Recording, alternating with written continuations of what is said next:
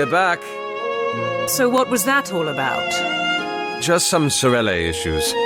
Nothing you need concern yourself with. Nothing to do with the investigation? No. Personal things. What about Vasco? Have you heard word from... Salutations! I am returned. Where is the Bloodless? In his abode, in a ward which I am certainly disallowed to mention. You said we could speak with him. I said he would give you your answers, and answers he has given. You... It's all right, Marshal. The answers were our goal either way. So they were, and so I shall present them. First, the Herald. Unfortunately, he's too recent a phenomenon. Information about him is conflicted, and the most the Bloodless can give is that the Herald is part of a Masquerada faction called the Dactytes. Nothing new there. Second, Lysandra. The Whispering Streets. Labyrinth of the Masqueraders. How are we supposed to find anyone in that damnable ward? It will be difficult. The ward is among the city's biggest. Even worse, I doubt she stays in one place. It could take us days. I have an idea. What are you asking for? Another contract? No. Information. About? I heard you mention that you were going through all these troubles to find the mariner's brother. Am I correct? Yes. Why? Inspectore, if we tell him, the Bloodless will know. Given that he trades in information, word could get around. Marshal, you seem to have a disturbingly inaccurate view of the Bloodless and his messengers. Just because we dabble in information does not mean that we spill it all over the place. But of course, you and your bright guild would know nothing about subtlety and secrets, would you? Seeing how you handled Izander and... Do not defame my guild! So instead, I should stand here and let you defame mine. Enough! The twins have been kind enough to find a location free of the politics of the city, and I will not allow the both of you to drag your baggage along. Within these walls, we are colorless. We are here for one purpose, and that is to get Razatov back. The masked runners have him. It's why we're looking for Lysandra, to lead us to the Herald. And what's he to them? He was researching powerful ancient artifacts of the Dementicate. If there's anyone that can get us to them, it's him. Artifacts that do what exactly? I'd tell you if I knew. I see. Thank you, Inspectore, for the trust. You can rest assured that I shan't abuse it.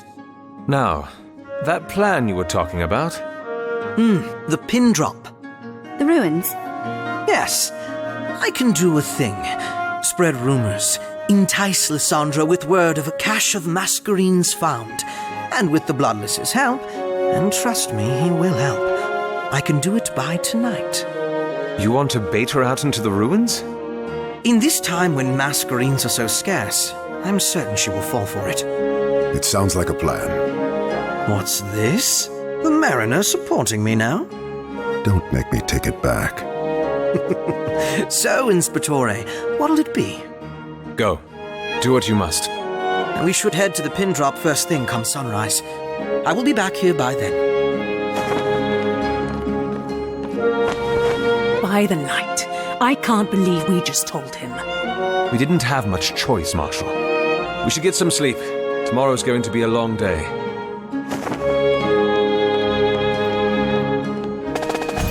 I love the false tension being shared there, of course, because she's all up in arms about the fact that we told him our great secret, but she doesn't actually know the real truth.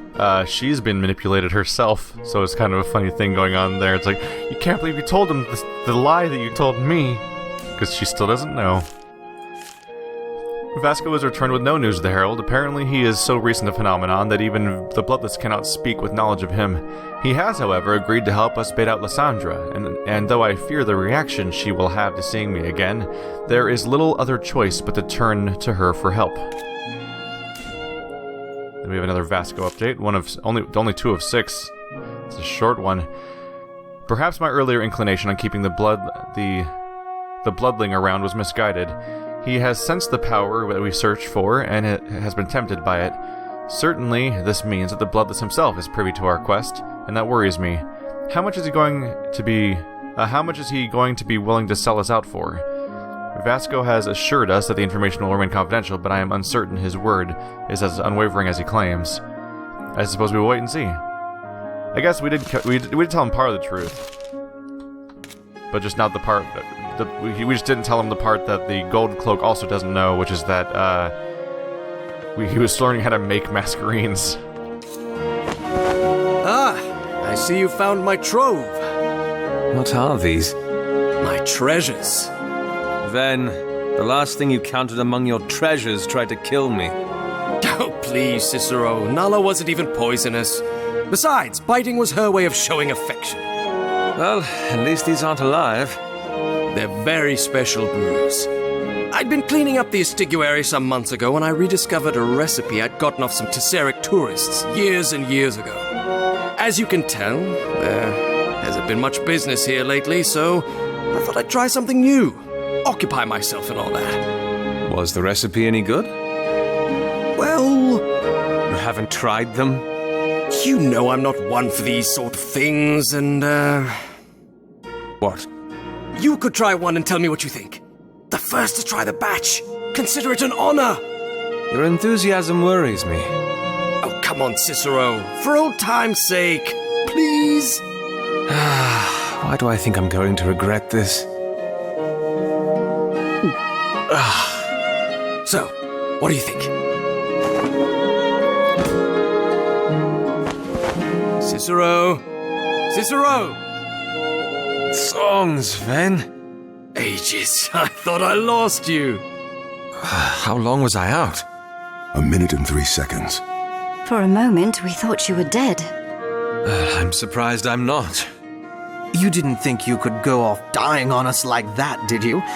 Can you imagine the songs they'll sing of you, dying because you had a bad drink? The embarrassment. It was worth a shot. It was worth 10. That thing is potent, Ven. For a man who just passed out, you seem fine now. Yes, the recovery period is surprisingly short. Oh? It might hit you like a steed at first, but once it lightens up, well, Go on, Cicero. Don't leave me hanging. How do you feel? as though some weight's been lifted. There's a strange clarity to the world. I can't describe it exactly, and I don't know how long it'll last, but I'll admit it isn't the worst feeling. What news? How excellent! Indeed. As a connoisseur of fine spirits, I must say your description of it has piqued my interest. Be warned, though, the initial sensations are not mild. I advise caution. Well, the mariner is here to take care of us if we so choose to subject ourselves to it, no? I suppose I could do that. Perfect! Consider us warned. Somewhat unexpected turn of events, huh? He made knockout juice, practically. That's a solid minute of knockout. Can I use that during combat? Levanthos Mirabus 3. To say that Levanthos has peculiar interest doesn't quite do his inclinations justice. In the years that I spent working at the Leaping Lion, I'd seen him dabble in a great many experiments and have personally been the test subject of even more. He's attempted to grow hives of coral in tiny tanks the size of his fist.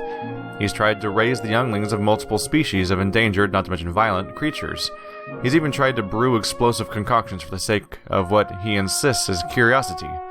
The man refuses to ever experiment in the name of science, for he believes that science is too exact and leaves too little room for fun. We have argued many times over the opinion. As is to be expected with most endeavors of this nature, he meets with failure far more often than in success, though that has scarcely deterred him. The unbridled thirst for the rare moments when the fates of the world are kind enough to grant him a triumph is almost blinding for the man, and seeing him in that state of ecstasy, it is easy to see why. Perhaps it is this proud lust for life, this unabashed enthusiasm for its secrets, this innocent yearning to follow the callings of one's heart that drew my brother and I to him in the early days of our acquaintanceship. It certainly makes sense, now that I reflect on it more deeply, for so long we'd been exposed to the harsh realities of this world. We'd had pessimism and gloom drilled into our view of the world through circumstance. The streets taught us never to trust, to be practical, to hide your heart, and to be ashamed of difference, for it would allow you to be more easily singled out. And then along came this man who seemed to care little for the ways of the world. The mores of society that surrounded him seemed to impact him none. He cared little for the fact that his joviality might be seen as strange, for his interests might be construed as bizarre. He did what made him happy, and he encouraged those around him to do the same. Certainly, as the years drew by, he learned that in some situations, practicality was more valuable than he might have first suspected. But as a whole, he maintained his belief, and he never proclaimed it as the right way to live, simply that it was his.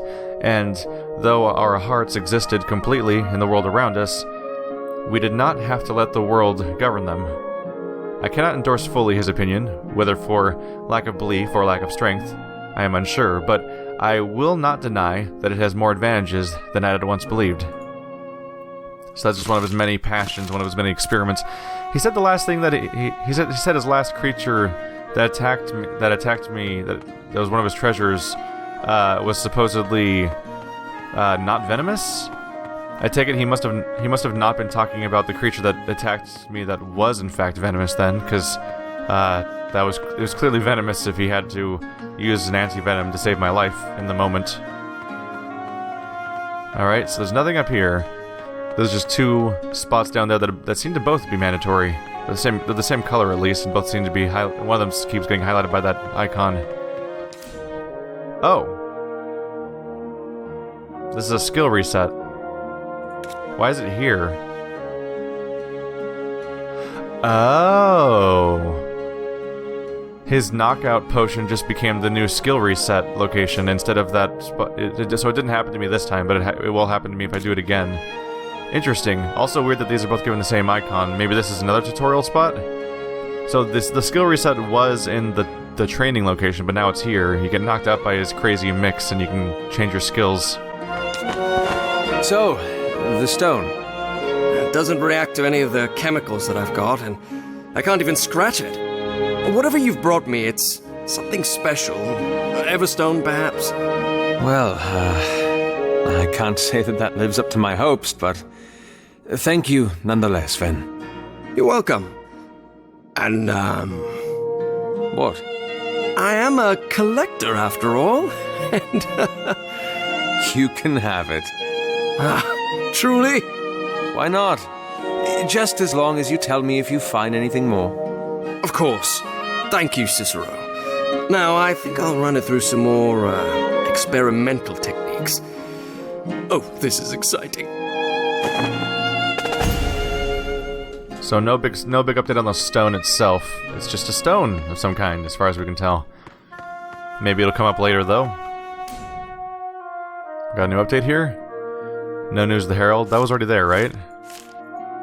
I thought you said to hit J? Was it L?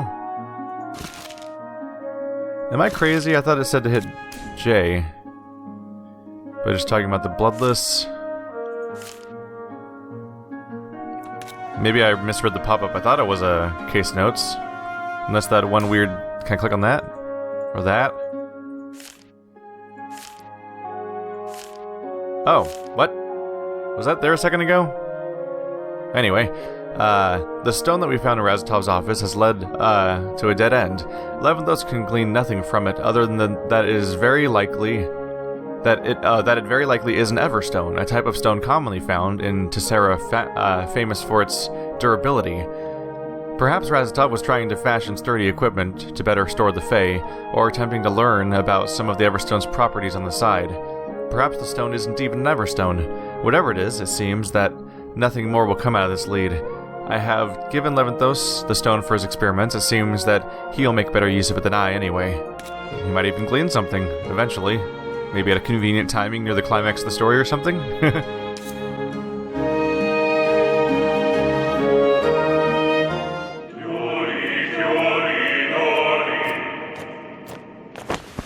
You have something for me? I promise to make good on our bargain by the day's end. And the day is almost over. The lady has delivered as she promised. She has found where your rebel leader has been hiding. And where is... And she has given you the means you asked for. What is this? It is yours.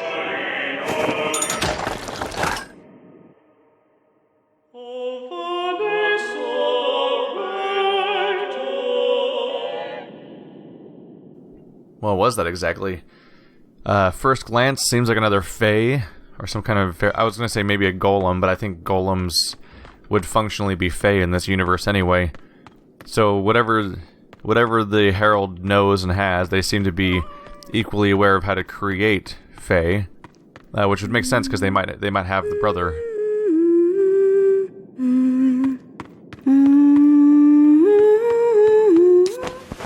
The second canticle? My brother used to sing it quite a bit. He'd often dreamed about what the city was like during the time.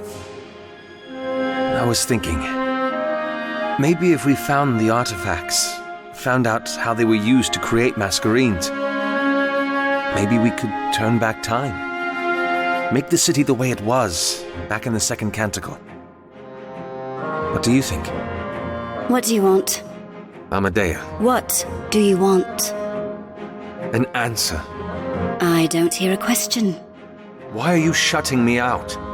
I'm sorry. Were you expecting the world to greet you with open arms? Well, I hadn't expected it to bury me under ice. When I found out that you were a mask runner, I thought... I don't know, that I could talk to you. Talk to me. You were a mask runner, a part of what my brother had once led. Is it so wrong for me to want to connect with his legacy? Yes. Yes, it is. Why? Because I've left that life behind. Who do you think you are to come back and try to talk to me about the war that you weren't even a part of? You don't know what we went through. I lost my brother. I lost my life. Everything that I had, everything that I was, I lost. So don't you dare come back and tell me to talk to you about it. Then why did you agree to come?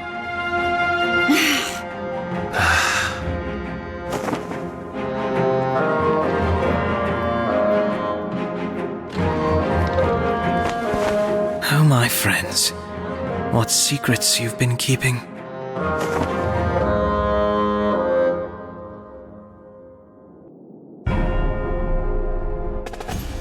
Vasco's getting around. Is he gonna get us in trouble? Amadea, Invidious 6. We're already up to 6. Wow, yeah, we are. I've been too optimistic, it seems. She wants to have nothing to do with me or the mask runners. She's left it all behind, she says, and she's made it very clear that she believes I haven't the experience to empathize with her. She says that she lost everything she had. People she loved, the world she knew, and that I don't understand how that feels. And clearly, it is her youth and her hurt that are speaking, and I will not fault her for her ignorance. That, however, does not mean her words affect me any less. Is that what my brother's people think of me, after all these years, that I emerged from the tribulations of the war unscathed? It wounds me, in more ways than one, to think that they might believe I have not shared in their suffering, not only because it is an untruth, but because... ages damn this, I struggle to find the words to express this feeling, this hurt. It is more than just a foul opinion of me. Let them say that I was a coward. I can deal with that, for it is true. But that they believe I did not hurt trivializes my brother's death. That is it. That is what stings. They can tear me down and reduce me. I have done enough of that to myself to learn to deal with it, but I cannot let them ruin my brother. Not after all that he has done. It wouldn't be fair to him, and she needs to see that. Interpersonal drama, character conflicts, stories, emotions that actually make fucking sense. I'm sorry, I'm just kind of reveling in this because... I'm nearing the end of Tokyo Mirage sessions, and that basically never happens. Character moments and writing. It's like, nah, anime tropes. Oh, more anime tropes. We heard you like anime tropes, so here's more anime tropes or anime tropes. I'm like, no, writing, do writing. No, we don't want writing in our game. This...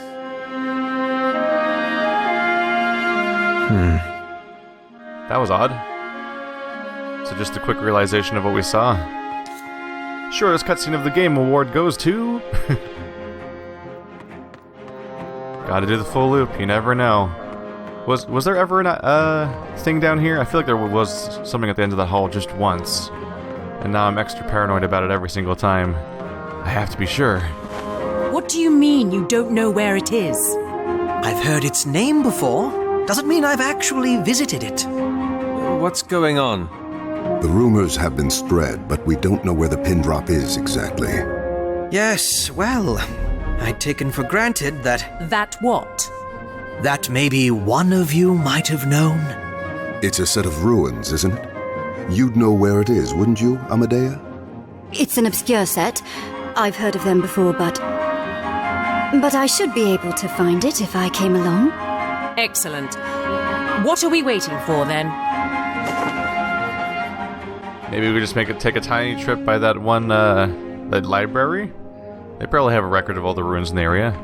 Maybe it takes too long. I just figure this is the type of thing that would have some sort of concrete evidence somewhere about how to find it. Anything stashed about? I believe I visited the mask stuff when I first got here. So it's just time to head out, huh? Alright, so Amadea is coming with us. Who would I like to bring along her? It's a special day. Amadea will be your guide. Are you sure, sir? We know the city like the back of our hands.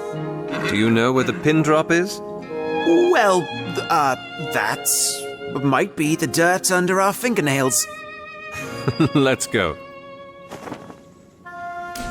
Alright, so Amadea is required this time. I can go with any of the other variations. I'm a little uncertain. Let's go with Calden. I do like the prospect of having healing and damage reduction in the party.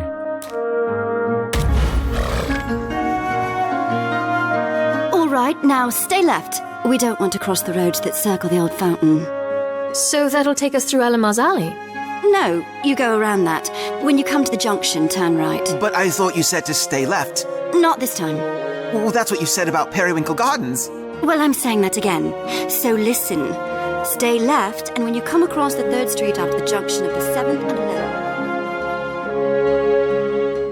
11th... Ooh, city navigation. Exciting, fun, never exasperating at all. Did we finally make it? The ruins are right over there.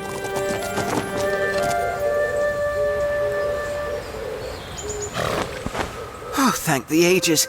I don't think the horses would have survived another turn. Well, they'll have to because you can't stay here. It's too open.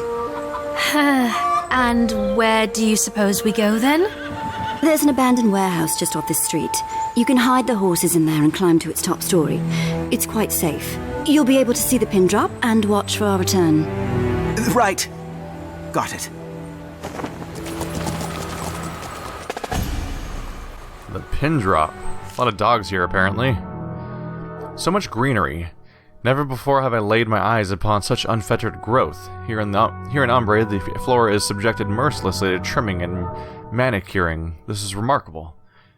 It is both a wonder and a pity. I've never heard of this place before, this pin drop.